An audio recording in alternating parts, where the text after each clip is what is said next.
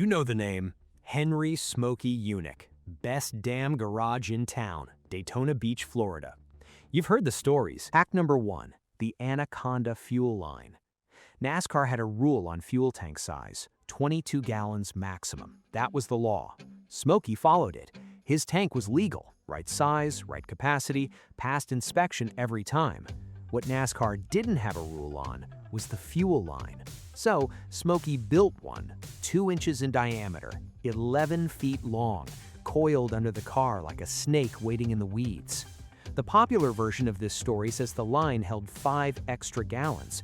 The math says otherwise. A tube that size actually holds closer to 1.8 gallons. Still, at Daytona, 1 to 2 hidden gallons is a real range advantage, enough to change pit strategy, enough to matter. In the 1968 Daytona 500, officials pulled his tank for inspection, measured it. Legal, but the car still ran after the tank was removed because it still had fuel sitting in that coiled line. The rulebook controlled the tank.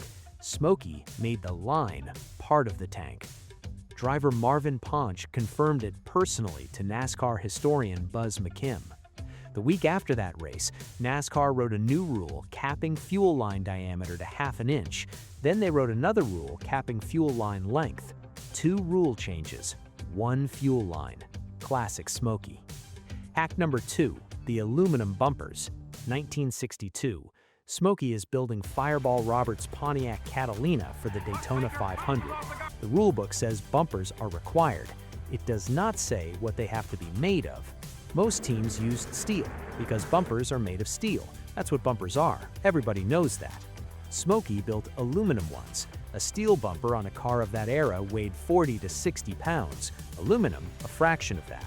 And the rulebook said nothing, not one word about material. NASCAR historian Buzz McKim confirmed it directly.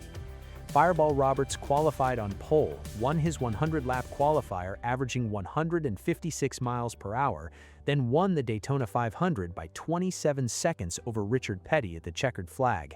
27 seconds. In NASCAR, that's a different zip code. After that race, bumper material got specified in the rulebook. Hack number 3, the sand-filled roll cage. Every race car has to pass minimum weight at inspection. Your car is too light, you don't race.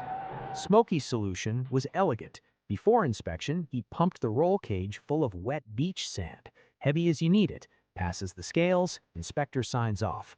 But wet sand dries, and when it dries, it contracts, and Smokey had built drain plugs into the floor pan.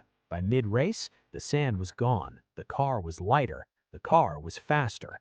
NASCAR historian Buzz McKim confirmed this directly, citing Yunick's late wife as the primary source. It doesn't get more direct than that. Hack number 4, the fender well loophole. The NASCAR rulebook said competitors may remove the stock fender wells. May, not must. May. Every other team read that as permission and yanked them out. Less weight, easier tire access, simple. Smokey read it differently. He left them in for qualifying, because fender wells left in place improved aerodynamics, cleaner airflow under the car, better high-speed stability on a superspeedway, faster lap times when it mattered most. Then he cut them out after qualifying. For the race, the car was lighter. His exact words? The rules say you may remove them. They don't say you have to. That quote has been documented across multiple NASCAR histories. It's as pure a summary of how Smokey operated as anything he ever said. Hack number 5, the modified Chevelle 1967 Daytona pole. This is the car that forced NASCAR to introduce body templates, templates that are still used in racing today.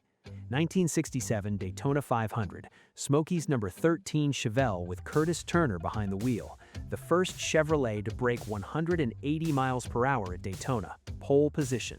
Out-qualified the Petty Plymouths, the Holman Moody Fords, the Wood Brothers. On paper, the car looked stock. That was the point. What Smokey had actually done, the roof and windows were lowered and modified. The floor pan was raised, which dropped the overall body height. The body itself was shifted 2 inches forward on the chassis for weight distribution. The front bumper was sectioned and raised an inch to act as a primitive front air dam. Drip rails were tightened for drag reduction. A subtle ducktail on the roofline managed rear window airflow. Under the hood, a 408 cubic inch short-stroke engine built for high RPM on Daytona's backstraight, later developed into a 416 cubic inch engine making 450 horsepower at 7,600 RPM.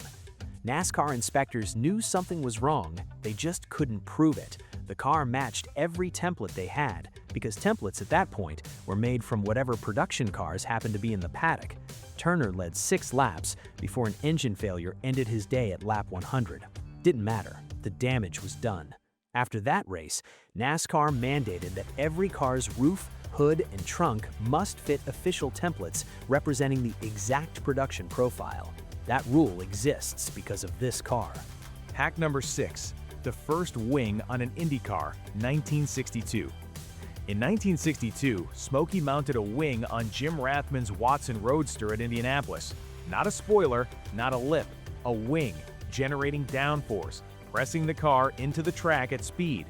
This was 1962. Nobody was doing this. Wings on race cars were theoretical. Smokey built one and bolted it to an Indy car. UAC banned it immediately. Too much drag, they said. Too experimental, they said. Wings did not return to Indianapolis Motor Speedway for 10 years, not until 1972. Think about what that means. Smokey Yunick had the fundamental concept of aerodynamic downforce on a race car dialed in a decade before the rest of open-wheel racing caught up.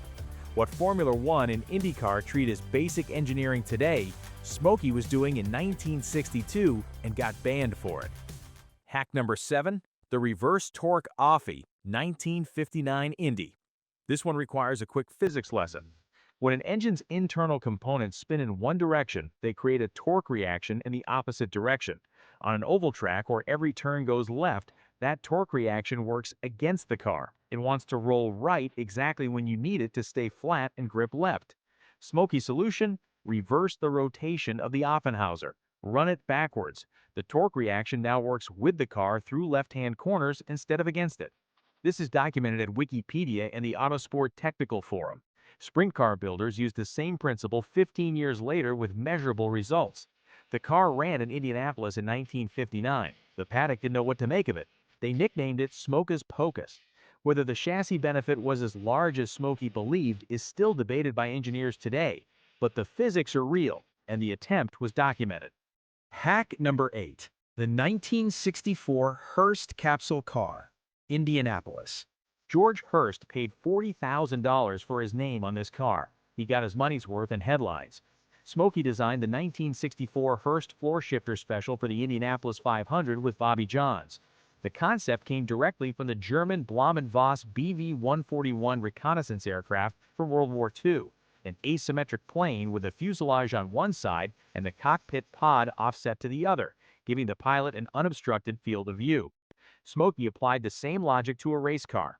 Central fuselage carrying all drivetrain components, driver capsule mounted to the left sitting between the wheels, 4-cylinder offie engine with Hilburn fuel injection, transverse monoleaf front spring, the Dion rear, aluminum drum brakes from a 1963 Pontiac Tempest, squared-off steering wheel with a quick disconnect coupler. UAC inspectors let it qualify but flagged 2 safety concerns: the quick disconnect steering coupler and the fact that the driver capsule was attached by only 5 bolts and could theoretically separate in a crash. On May 24, 1964, the final day of qualifying, Bobby Johns spun 720 degrees in turn 1 and hit the wall. The car never raced again. It now sits in the Indianapolis Motor Speedway Hall of Fame Museum, a legitimate artifact of what happens when a man with no conventional education and no respect for conventional thinking gets handed a blank sheet of paper and $40,000. Hack number 9. The 1968 Camaro Trans Am Bonneville record car. In October 1967, Smokey's number 13 Camaro went to Bonneville and set over 295 UAC and FIA speed and endurance records. Top speed, 174 miles per hour with the 302, approaching 183 with the 396 big block. The modifications were extensive and documented through the restoration carried out by Vic Edelbrock Jr. in 1993. Body panels were acid-dipped, not stripped, acid-dipped to reduce metal thickness and shed weight without changing external appearance. Thinner window glass. Front end tilted forward rather than stock. Windshield laid back farther than stock. Fenders widened.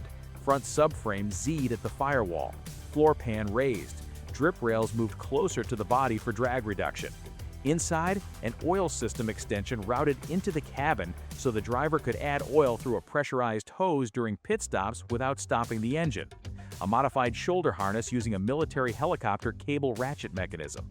Lloyd Luby drove it at Riverside and ran 3 laps quicker than the previous year's Trans Am pole speed. Smokey sold the car to Don Yanko, who won races with it. Smokey himself never took the win in it, but the records at Bonneville spoke for themselves. Hack number 10. Abrasive port trick and custom cam lobes.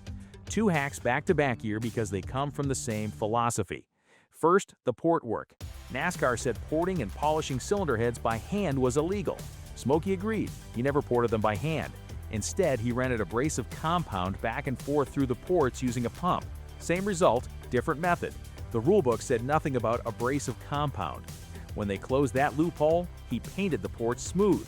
Paint fills into microscopic surface irregularities, better airflow, still technically not polishing.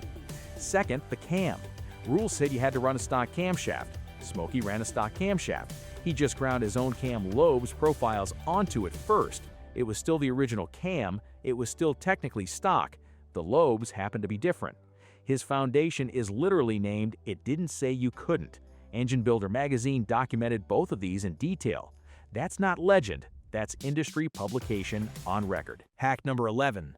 Air jacks, 1961. In 1961, Smokey developed pneumatic air jacks for NASCAR stock cars. If you've watched any form of motorsport in the last 30 years, you've seen air jacks. Formula One cars drop onto them in the pit lane. Sports cars use them. NASCAR uses them today. They are the standard. In 1961, NASCAR looked at Smokey's pneumatic jack system and called it inappropriate. Banned. Wikipedia documents this, citing the 2019 Dinner with Racers documentary. Smokey invented something that became universal in motorsports, and the sanctioning body he invented it for told him no. Hack number 12. The safer barrier concept. This one should make you angry. In the early 1980s, Smokey proposed a deformable wall barrier for oval tracks. His concept: old tires sandwiched between sheets of plywood mounted in front of the concrete wall. When a car hits it, the barrier absorbs and dissipates the energy instead of transferring all of it into the car and driver. NASCAR said no. The safer barrier, steel and foam energy reduction, is now mandatory on every major oval in the world. It uses the exact same fundamental principle Smokey described, a compressible, energy-absorbing layer between the car and the hard wall. Smokey patented a race barrier system in 1996, U.S. Patent 5645368. Between Smokey's proposal in the early 1980s and the safer barrier becoming standard, drivers died in impacts that a deformable wall may have survivable. That is not conjecture. That is the documented gap between what Smokey proposed and what the sport chose to do about it. Everything before this was about bending the rulebook. This one is different. This one is about what Smokey built when nobody could tell no. Starting in the early 1980s, Smokey and engineer Ralph Johnson developed what he called the hot vapor engine. The concept inverted everything conventional about internal combustion. Instead of cooling the intake charge to increase density, which is what intercoolers do, Smokey heated it aggressively, using a 3-stage heat exchanger that used the engine's own exhaust to superheat the air-fuel mixture before it ever reached the combustion chamber. Stage 1, hot coolant heats the mixture to around 200 degrees Fahrenheit. Stage 2, an exhaust-driven turbine spins a homogenizer that mixes and further heats the charge to 285 degrees. Stage 3, the mixture passes through an exhaust-wrapped intake manifold to a final temperature of 400 to 440 degrees Fahrenheit, fully vaporized, homogeneous, ready to burn. The result? Tested in a Pontiac Fiero with the lowly 151 cubic inch Iron Duke 4-cylinder, 250 horsepower, 230 pound-feet of torque, 0 to 60 in under 6 seconds, and 51 miles per gallon. Hot Rod Magazine published it in June 1984 after independent testing.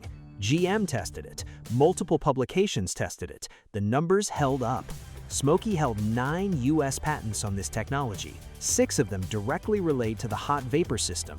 Patent numbers 4503833 and 4592393 are public record.